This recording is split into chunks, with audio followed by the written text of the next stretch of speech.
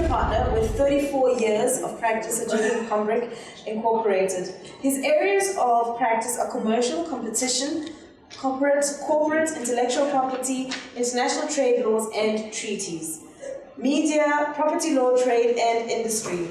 Michael is admitted as an attorney in Botswana, a country that worries me, Lesotho and Swaziland, is a member of the International Bar Association and an associate member of the American Bar Association.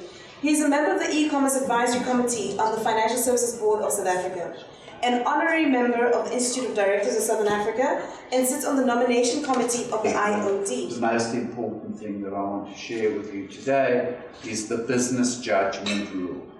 Tucked into Section 76 is something called the business judgment rule.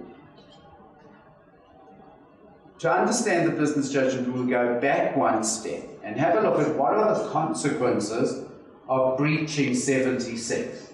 You can get a mandatory 10-year jail sentence, joint and several liability for all the losses suffered, be declared a delinquent director and never be able to take that role again. So it's financial, reputational ruin, and loss of liberty.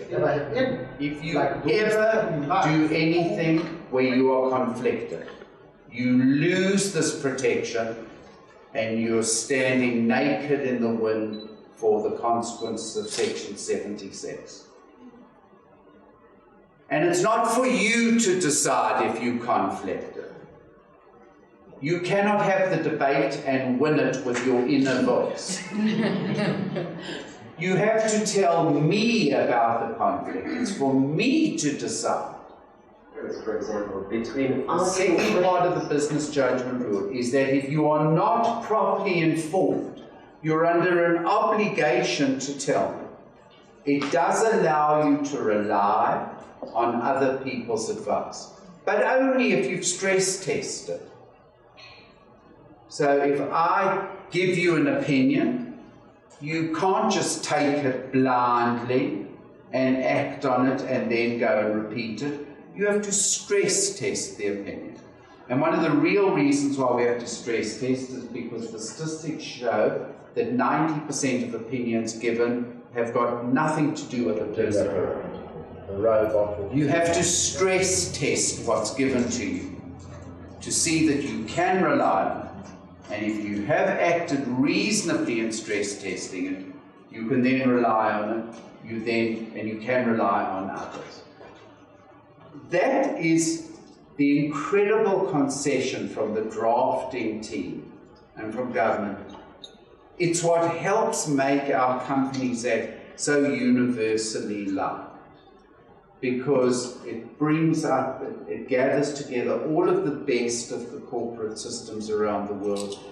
So we took 75 principles and we spent a year and we put them into 16 principles. King is divided up into parts. Part 1, part 2. One of the parts, I think it's part 4, I'm not sure, but don't hold me to that, is king on a page. When we finished, we took the whole of King 4 and we put it into one page. The whole King's there, but you can also see it on one page.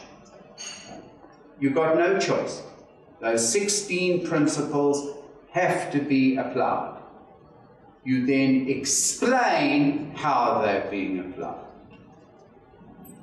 The next thing in our discussions, particularly with young people, from whom we learned such a lot as we wrote. So we said, if you take this principle, and if you follow our recommendation, but you can use your own, this will be the outcome. So ethical and independent leadership of the governing body will result in, and we set it out. It's outcomes-based. There's no ticking of a box. And the ticking of the box didn't work because we did research on that. The companies had to, under the old regimes, report to the JSE that they complied. You know the answer.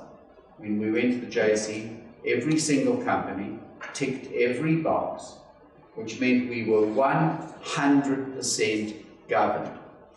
It's laughable. How could the companies comply fully with it? It wasn't working a tick box. We needed outcomes. Millennials wanted outcomes. If I do this, what will be the result? Good government. 16 principles with the outcomes, outcomes-based. Disruptive code, a code for a drone and a robot future. A code where things move and change with the shelf life of milk. The code where industries are disrupted. We're about to witness probably one of the most exciting disruptions in the food industry. The act, King, and attending regular seminars, presentations on keeping up to date. If not, borrowing from English literature above all else unto thine own self, be true, you should not be in that position. Because if your decision impacts on other people, remember we have a stakeholder model in South Africa, if it's with using other people's money, here comes the last thing and then I'm done.